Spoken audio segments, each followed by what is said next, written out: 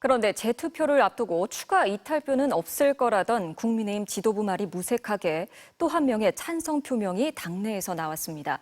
김웅, 안철수, 유이동 의원에 이어 이번에는 최재형 의원이 특검을 당당하게 받자는 입장을 밝혔습니다. 손하늘 기자입니다.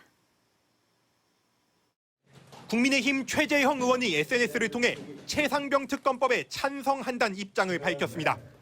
대통령이 제의 요구, 즉 거부권을 행사하지 않았으면 좋았을 거라며 이미 제의 요구한 이상 특검을 당당하게 받자고 적었습니다.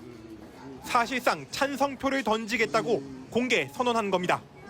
법조인 출신인 최 의원은 국민의힘이 문제 제기하고 있는 특검법 독소 조항들에 대해서도 국민을 설득할 논리로 부족하다고 했습니다.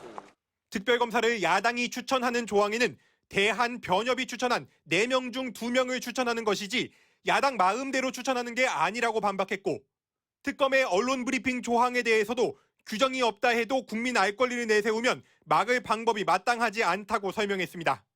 그러면서 대통령에게 법적인 책임을 물을 만한 문제가 없다면 특검 거부로 정치적 지탄 대상이 될 필요가 없다고 밝혔습니다.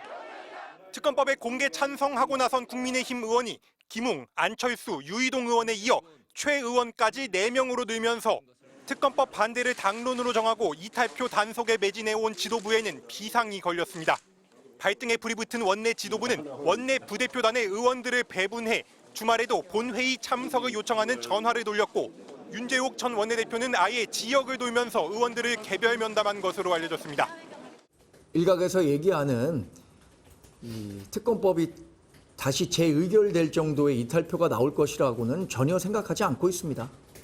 우리 당은 치졸한 관계에 흔들리지 않고 상식에 따라 당론으로 표결에 임할 것입니다.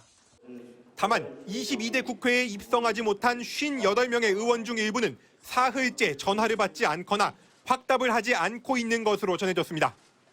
홍준표 대구광역시장은 낙천에 대한 감정으로 마지막까지 목리 부리지 말라며 이들을 직격했습니다.